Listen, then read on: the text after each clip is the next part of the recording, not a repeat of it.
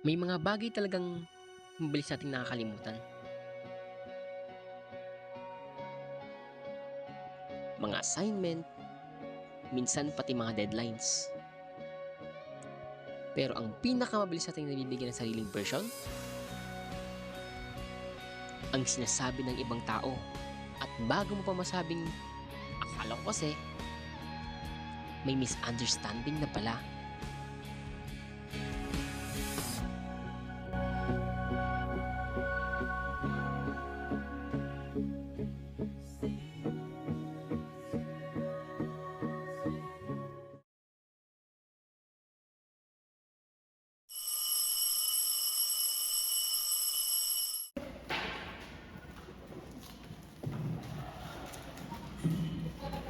Guys, sandali. Meeting muna tayo saglit. Promise, mabilis lang ako.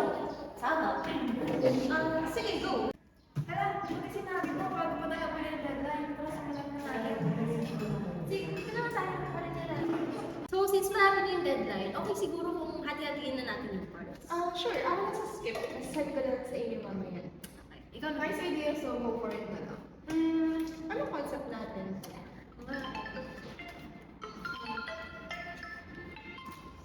Guys, ano kasi guys, sorry, pero kasi tumatawag yung mom ko. Mabilis lang to. Saglit lang, saglit. Mukhang okay naman ang usapan hanggang sa may biglang umalis. Para kay Sinaria, kailangan niyang umalis. Pero para kay Kit, iba na ang kwentong nabuo.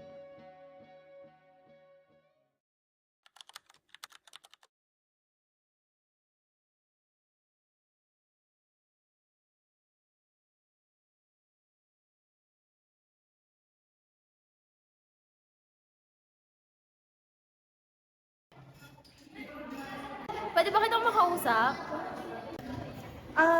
Sige. Napansin ko kasi kahapon, bigla ka nalang umalis. So, akala ko ayaw ko na sa group. Ha? Hindi ganun yun. Kasi maaga lang ako tinawagan ako ng parents ko, kaya maaga ako napaalis. Minsan, hindi naman talaga kulang ang communication. Kulang lang talaga sa context.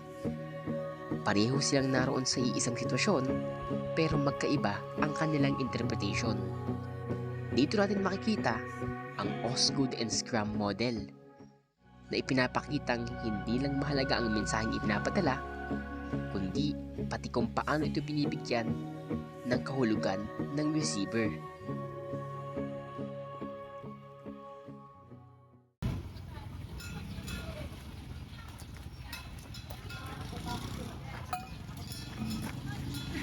Alam mo, sa totoo lang, overthink ko yun. Slide? Ano yung oras? Pero, dapat din kasi sinabi ko sa una pa lang. Sorry. Buti na lang may chance pang mag-usap.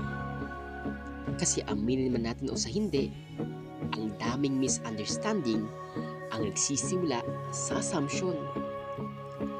Sa pamamagitan ng feedback, mas nauunawaan nila ang tunay na sitwasyon.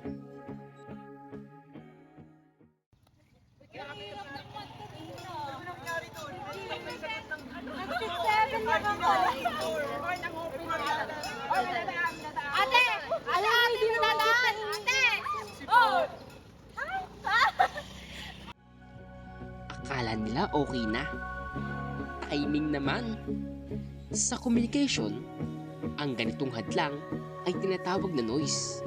Mga bagay na nakakaapekto sa malinaw na paghahatid ng mensahe.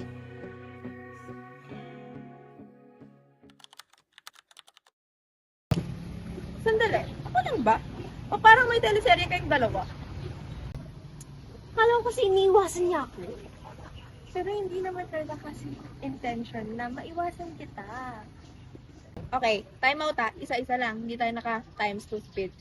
Ikaw muna, Zen. Tinanong mo ba siya muna bago ka umalis? Hindi.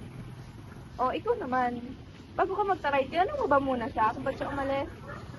rin. Bakit? So, anong point? Ba't nagkakaganyan kayong dalawa?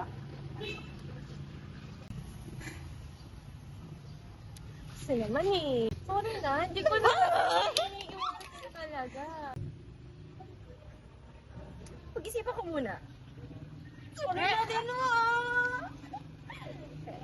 Yes! Pati na tayo. Yes! Yan, good. Buti naman okay na kayo. So, pwede naman tayo gumawa.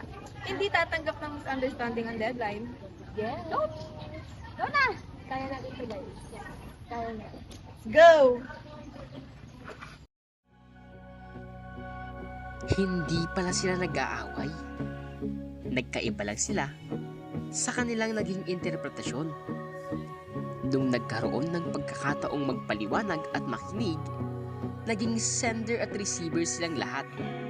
Ang mismong cycle na ipinapakita ng Osgood and Scrum model of communication. Kung iisipin, wala naman talagang kontrabida sa kwentong ito. May kulang lang na paliwanag, may kaunting assumption, at may misunderstanding na pwedeng naiwasan. Dahil sa communication, tandaan na hindi sapat lang ang marinig ang mensahe, kundi mas mahalaga kung paano ito mas nauunawaan.